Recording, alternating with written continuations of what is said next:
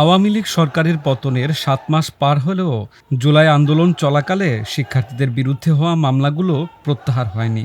ফলে প্রতিনিয়ত মামলার হাজিরাসহ চরম ভোগান্তি পোহাতে হচ্ছে শিক্ষার্থীদের। ছাত্র আন্দোলন চলাকালে গত ১৯ জুলাই হওয়া নগরীর চান্দগাঁও থানার একটি মামলায় আন্দোলন চলাকালে আটক হয়েছিলেন চট্টগ্রামের শিক্ষার্থী আরাফাত মোহাম্মদ সাজ্জাদ। ৫ আগস্টের পরও এখনও পর্যন্ত ছাত্রদের বিরুদ্ধে হওয়া মামলাগুলো প্রত্যাহার হয়নি, যার ফলে মামলা মাথায় নিয়ে চরম অনিশ্চয়তার মধ্যে থাকতে হচ্ছে বলে অভিযোগ এই শিক্ষার্থীর। আমাদের আক্ষেপটা হচ্ছে একটা জিনিস, দেখেন আমরা আন্দোলন করেছি, যাদের ডাকে আমরা আন্দোলন করছি, যারা আমাদের রক্ত আমাদের শ্রম দিয়ে উপরের দিকে উঠেছে, যারা এখন সমন্বয়ক, যারা এখন বড় বড় পদে উপদেষ্টা হয়েছে, তারা তো সবাই আমাদের শ্রমের বিনিময়ে হয়েছে, আমাদের কারণে হয়েছে। কিন্তু তারা আমাদেরকে ভুলে, আমাদের কথা তারা চিন্তা নাই করে তারা শুধু শুধু তাদের পদ পদবি, তাদের দল গঠন নিয়ে সবসময় ব্যস্ত থাকে। এখন পর্যন্ত আপনি চিন্তা করেন ৭ মাস হয়ে গেছে। ৭ মাসের মধ্যে আমরা প্রায় ৭ থেকে ৮টা হাজিরা দিছি। প্রত্যেক হাজিরাতে আমাদের একদম নিম্নে ৩০০ থেকে ৫০০ টাকা দেওয়া লাগে, সর্বোচ্চ ১,০০০ টাকা পর্যন্ত আমরা দিয়ে হাজিরা দিছি। দেন এখন পর্যন্ত কোনো সমন্বয়ক বলেন, কোনো প্রতিনিধি বলেন, আমাদের সাথে কখনো যোগাযোগ করেনি, কখনো বলেনি জেলখানায় আমাদের কি পরিস্থিতি ছিল, কিভাবে আমরা সেই দিনগুলো পাড়ি দিয়েছিলাম। আমাদের এক একটা দিন এক একটা বছরের সমান গিয়েছিল। এখন আপনাদের দাবিটা কি? এখন আমাদের দাবি হচ্ছে একটাই, খুব শীঘ্রই আমাদের মামলাটা ক্লোজ করে আমাদেরকে এই মামলা থেকে মুক্তি দেওয়া। জুলাই আন্দোলন চলাকালে ছাত্র জনতার বিরুদ্ধে হওয়া মামলাগুলোর ব্যাপারে দৃশ্যমান কোনো সুরাহা না আসায় ক্ষোভ প্রকাশ করেন বৈষম্য বিরোধী ছাত্র আন্দোলনের সংগঠকেরাও। তারা এখনো মামলাটা চালাচ্ছে এবং আপনি দেখতে পাচ্ছেন যে তারা এখনো বাচ্চা স্টুডেন্টসগুলা কলেজে পড়ছে।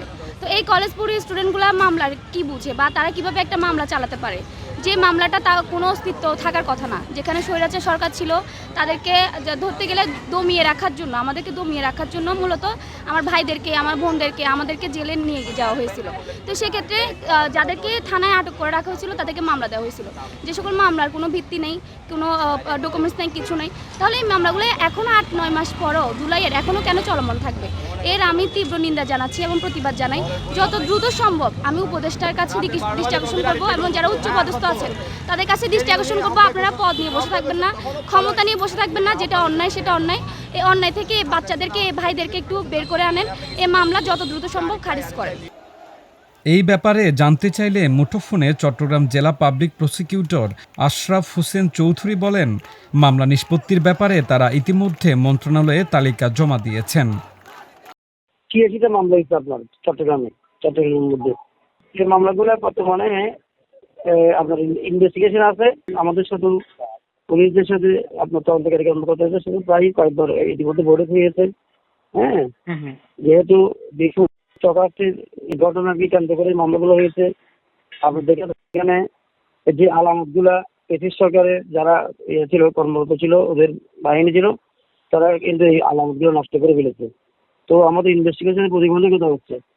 তারপরেও আমরা চেষ্টা চালাচ্ছি কিভাবে এটা ফেয়ার এবং ইনভেস্টিগেশন করে এটা একটা রিপোর্ট দেওয়া যায়, সেদিকে আমাদের পুলিশ প্রশাসন বর্তমানে কাজ করতেছে।